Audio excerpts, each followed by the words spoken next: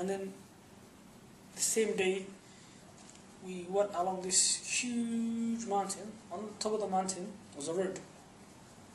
It was swerving. It's like it goes down and then straight along. I remember it. It was hot as well. Halfway through our trip, we were stopped by gunmen. This was inside the Somali border. This was now about, I don't know, 300, 400 miles away from the city of Mogadishu. Maybe 600 miles away from the city of Mogadishu. And then they stopped us. And before they stopped us,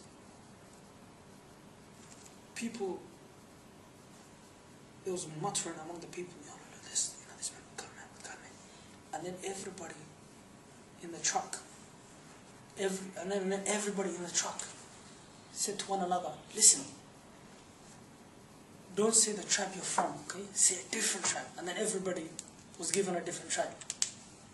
And then there was another man, and then this man, actually, the man who was in charge of that, said, listen, my son. He came out to him and said, listen, do this, do me a favor.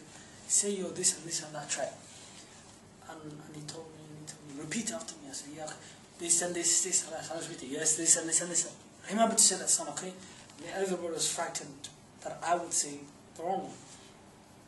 But in fact, I said the right one. Another man, old man, no, young, middle-aged man, in his 30s probably, he was so shaky and frightened, and I remember brilliantly, he was shaking, he was like this, shaking and sweating. When the men came up on the board and they asked him which tribe, I remember they said the tribe that they're supposed to say. They came to me and they said, to me, what tribe? And I said the tribe. They said, okay, no problem. He just kind of went like this on my head. Then he went up to the next one and goes, you, what tribe are you? And then he said, I'm this. And he started like, crying and stuff. And then afterwards, I don't know why, but they let him go. And then they left. He gave the wrong tribe. He gave the tribe that he was. He gave the tribe name that he was not supposed to give. Okay. And afterwards, when they let us go, everybody was like, you bloody idiot, what's wrong with you? Look at this young kid, eh? He's better than you. Look at you, you bloody muppet. Huh? Look, this kid, we told him to say it, then he said it. What's wrong with you, man? Huh? And everyone was angry at him. They were pissed off at him, very angry at him. And then the next day, as we were traveling, I remember this city now. This city is called Galkayo.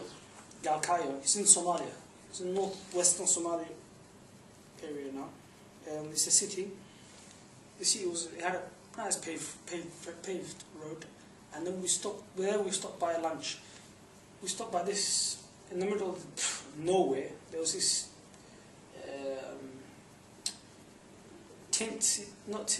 this bricked restaurant. It was like probably 6 by 20 feet by 6 or something. I don't know. That's how it was small. But then they had tables outside. We had spaghetti. And we had pineapple juice drink. I remember very nicely.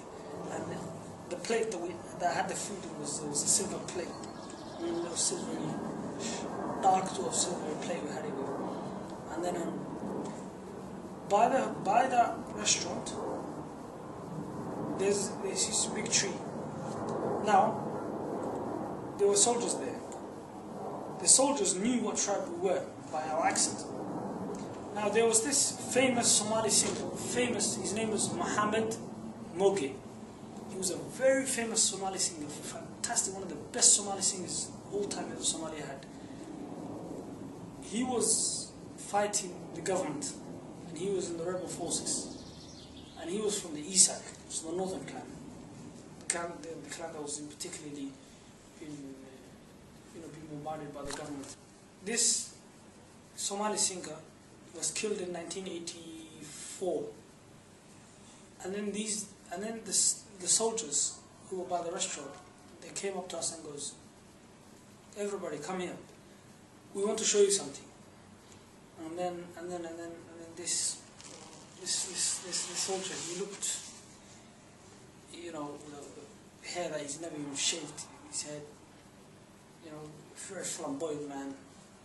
Buttons not even tight, roaming around. I remember how he looked like. He had a green top, an AK-47, and boots, and then he pointed out that tree. He goes, "You see that tree over there?" And everyone was like, "Well, what tree? That tree over there? Yeah, that's where we killed your favorite Somali musician, Mohammed Mogi. We killed him right there. He died right there." And then everyone was like, "Whoa!"